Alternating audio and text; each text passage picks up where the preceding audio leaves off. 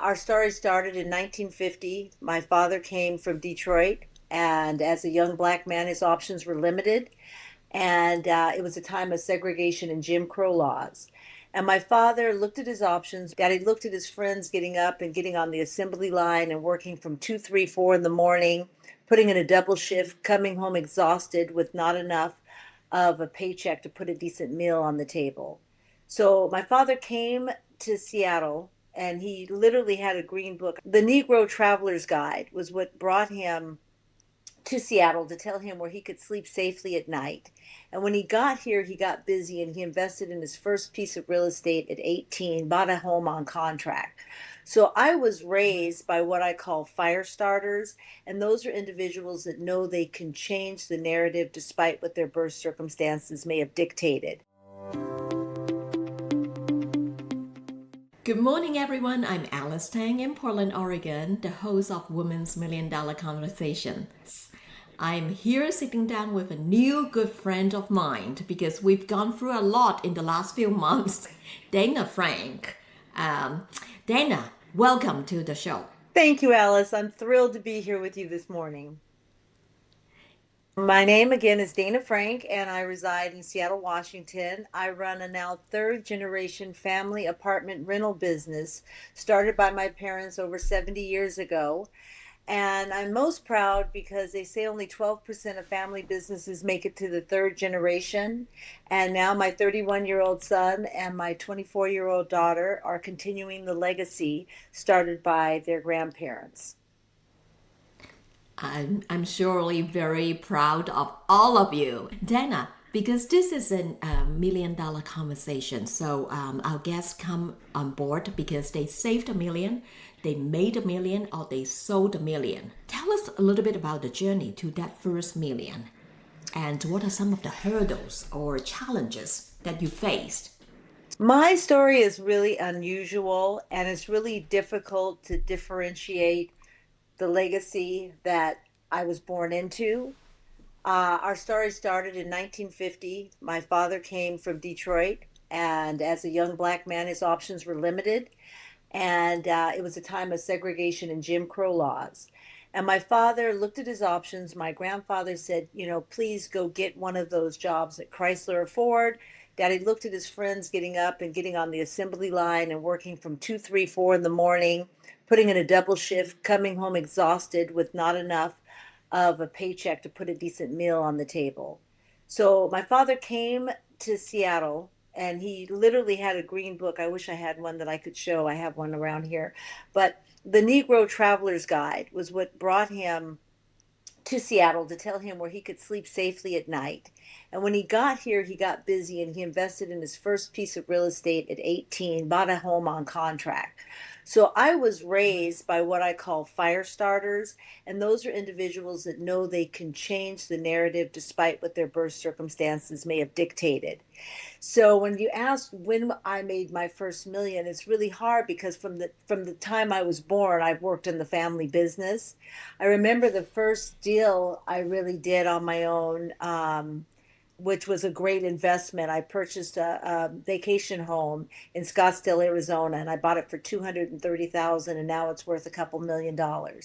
And that was one of my first projects that I felt like, I've really done this on my own. And I've been raised with equity grows, cash erodes, so invest. So real estate has always been that vehicle for my family. And, I've just had great examples in watching my parents. My mother and I have been business partners for the past over 40 years. And so I've had great role models and partnerships with family to help me on this journey. Very good. I have goosebumps as you were speaking about your dad and your first deal. So I'm curious, um, how long does it really take from you actively participate in the family business to cutting that deal? Again, it's been instilled in me since birth. I was raised, and this is what I teach now as an acronym I call REAL. And the R is do your research. The E is expand your network. My network is my net worth. That's how, you and I connected here. A is amplify injustice, and L is leverage. So I always say my childhood was different than most. Growing up, we put pickets on banks to amplify the injustice of redlining, of banks not funding in the central district. So from the time I was 18, my parents started financing and putting property in my name. So I understood the value of property and how hard it was to come by. And the amazing fact with my parents was that from 1950, when my father made that first investment, until 1969, my parents purchased an apartment building every year for 19 years without any bank funding because of redlining. So they had to use creative funding. They had to use creative financing to make these deals happen. And so I had a front row seat to watching the struggle, to watching, how to negotiate, to amplify the injustice. We didn't have TikTok or Facebook or Instagram. We had picket signs, and we had to fight for it. And so when you're raised with on the front lines of having to fight, you know how hard it is to come by. And so when you acquire it, I think it makes it that much sweeter, and you appreciate it that much more. Speaking of appreciated that much more, I think you put a lot of these thoughts and experience and stories in your book. The book is Get Up and Get On With It. You probably discuss, other than the redlining, other biases that you and your family or family business have faced. Would you mind sharing another one with us? Absolutely, Alice. I in the book, each chapter I give tools, and it's a lot of it is built around the framework of the REAL acronym that I just described. When someone wants to invest in real estate, research is the foundation of any successful endeavor. So I always say, research, research, research. My kids and I just bought an apartment building in last December.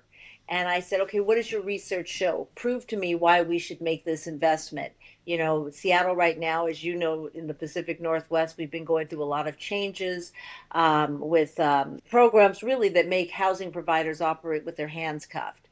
So I said, show me what's the walking score? Are the two bedrooms large enough that we can make three bedrooms to increase the revenue? All of the research that went into that. The expanding our network. In the 50s, when my parents were not bankable, they found bankable partners. So I always tell people, figure out how to get involved in your community. There's so many opportunities every day to expand your network. Find investors, find partners. I've been on so many boards for 9 years. I just rolled off of the Museum of Popular Culture. Being on Mopop's board for 25 years, I've hosted an annual holiday party for Treehouse for Foster Kids. And when I get together with my friends and they bring holiday gifts for these kids, we're doing good for others, but we're also elevating ourselves with connecting with like minded individuals. And the amplifying injustice is so important. When my parents went through a divorce after 32 years, and it was a really challenging period, and the court appointed a receiver. And the receiver came in and they rented to any able bodied person that was able to come up with the first month rent. And so when my mother and I walked out of that courtroom as two single women, no longer under the veil of protection from my father, we were near bankrupt. The properties were in complete disarray. Roofs were leaking. Rodents ran rampant. Pools looked like cesspools. Elevators didn't operate. Cars were put on jacks, and there were gangs and you name it in terms of a poor tenant profile. Bank after bank after bank told us to sell. But we knew if we sold, we would never be able to recreate the struggle that my parents had built all those years. So we demanded to have lunch with the bank president. And of course, the bank president said, I don't have time to meet with these two ladies, it's since so and so. But persistence pays. Every day we said, no, we will sit down with the bank president for lunch. And when we sat down and looked at him face to face and explained our history, explained the struggle, he granted us a moratorium where we went 1 year without making a mortgage payment on any of the properties. And we were able to infuse the cash back into the business, and that's how we were able to rebuild. And I'm able to sit here today. So I tell people all the time, don't just accept no. If you know you've got the talent, the ability, and the potential, that's the biggest hurdle. and don't accept no. And that's the L, is leverage. Leverage the relationships that you've made by expanding your network, and leverage the relationship with the bank. Right now in the Pacific Northwest, here in Seattle, we have a program that came out a year ago called the Covenant Homeownership Act. And that is assisting BIPOC individuals, people of color that have roots in Seattle from 1968, get down payment assistance and up to 0% interest to get them into home ownership. And I genuinely believe that Oh my that's the goodness. only way we're going to level the economic playing field, is to allow everyone the opportunity to own real estate, to experience the appreciation, the equity growth, and all of those things that, are creating wealth for other individuals over history. You and your mother are heroes or heroines, and I love to hug you and your mom and put a cape on you and on her, because these stories does not come every day. Even though we interview, many of them are successful women, but we're talking about three generations. And after 30 years, the marriage of your dad and your mom break down and send you both to the edge of bankruptcy. And as I'm listening, like, okay, so if I were in your shoes, everything is on the line. What are you going to do? And there you said, I'm not taking a no. I got to sit down with the president. I got to explain my case if I have a chance. And you got what you wished for. Absolutely. And this is very good lesson for our audience. My mom really is the hero of my life story. I mean, she's 93 years old, and that's part of the reason my book is entitled Get Up and Get On It, because at 93, she still gets up and gets on it every day. At the beginning of each chapter of my book, I write a poem, and the first chapter is called Fire Starters. And that poem really is the essence of who my mom is. Also, I mean, they come from both sides of my family, and I say that our family didn't just break barriers, they shattered them. My mom's side of the family, she's the second born to a family of eight on welfare. In 1943, they left Chicago for my grandfather to bring the family to Bremerton, Washington, to work in the shipyards as a carpenter. So my mother always knew, as the second eldest, that she had to help support her family of birth. So from the age of 11, she worked, taking care of other people's children. She went on to work as an elevator operator, a department store window dresser, and so she brought that work ethic with my father. And, she just never quit. Quitting is just not in our vocabulary. Yeah, I would imagine her height is not as tall as you are.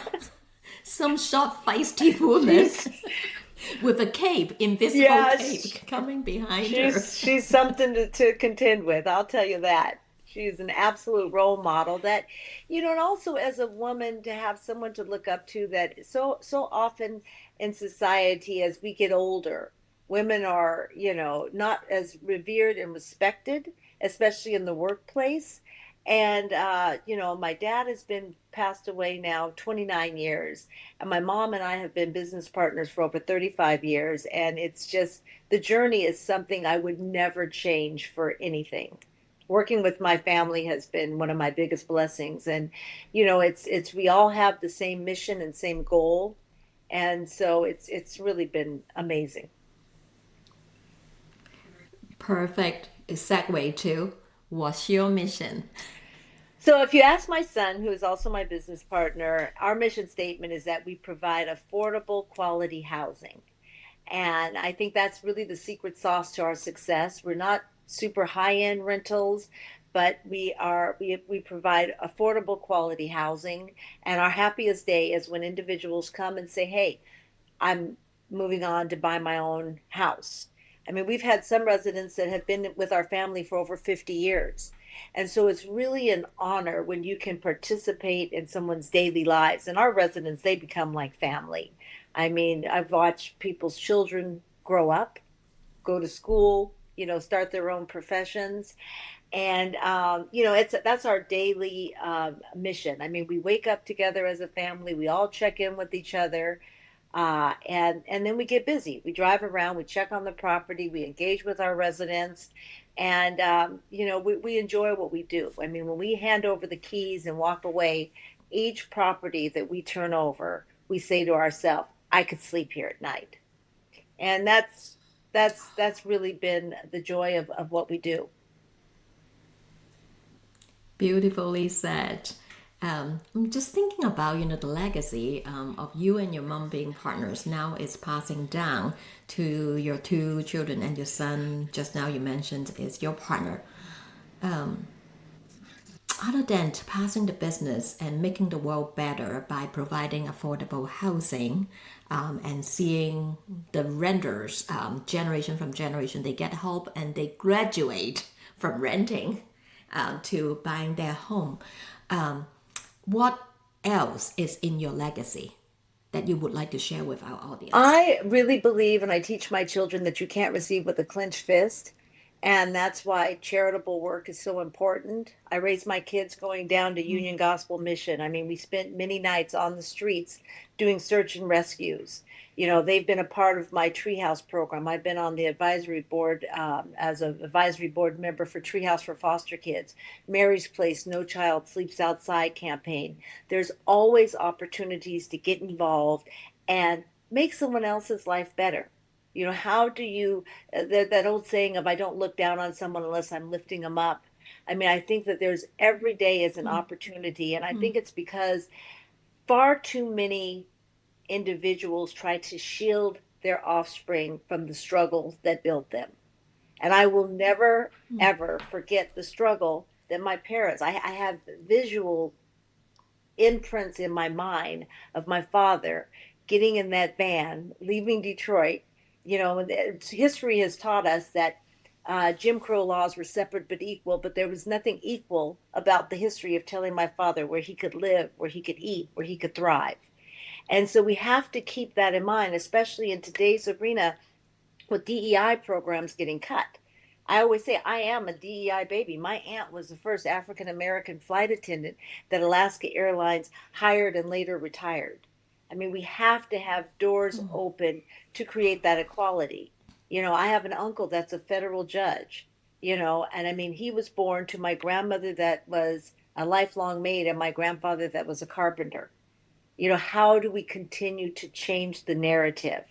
Most famously was my uncle, the late Quincy Jones, the music producer. My uncle said, there's not 1 ounce of my self worth that is dependent on your acceptance of me.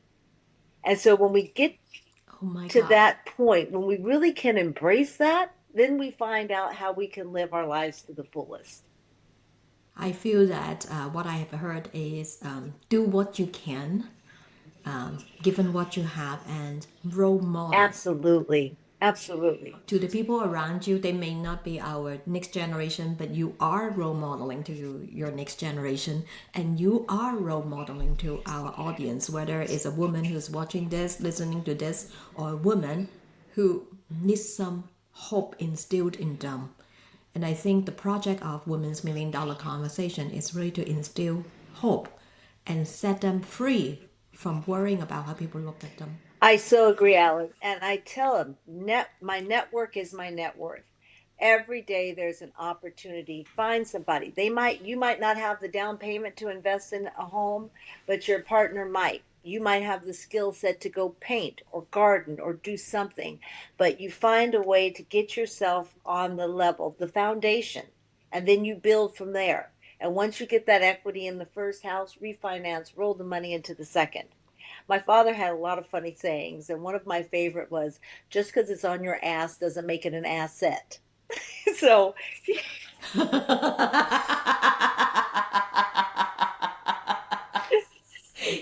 I'm loving this. I'm loving this because it's the English idioms or saying that I'm learning every day.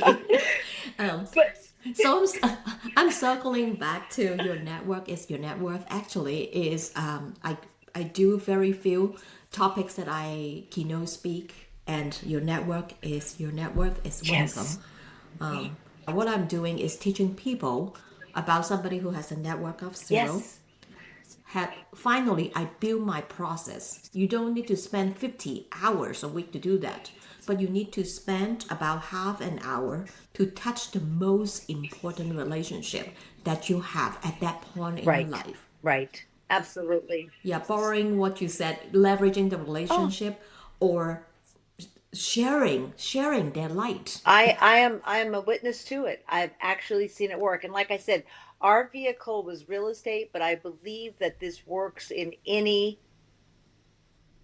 project that you're looking to get involved in.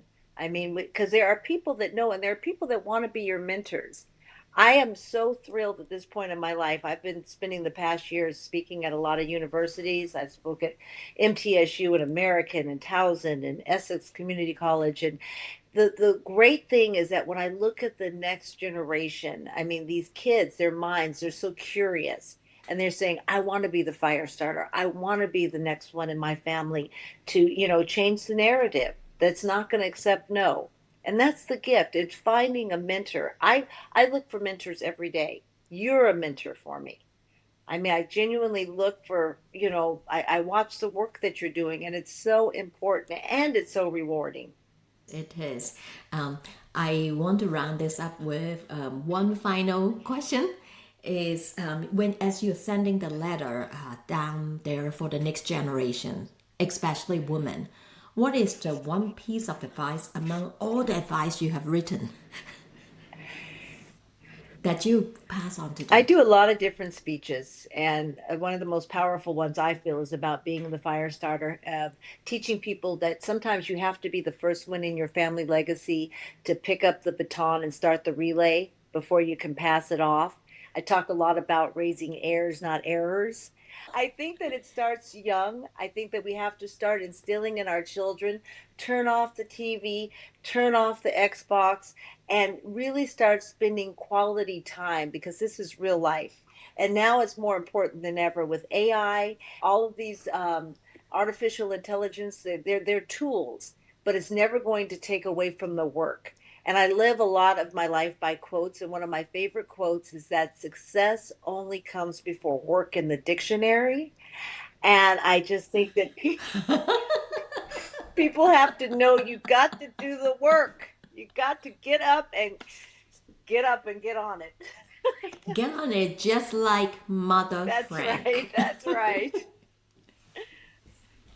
Well, Dana, this is a great conversation on behalf of Women's $1 Million Conversation. We are so grateful for Thank you. you, Alice. It's been a pleasure. Thank you so My very honor. Thank much. you.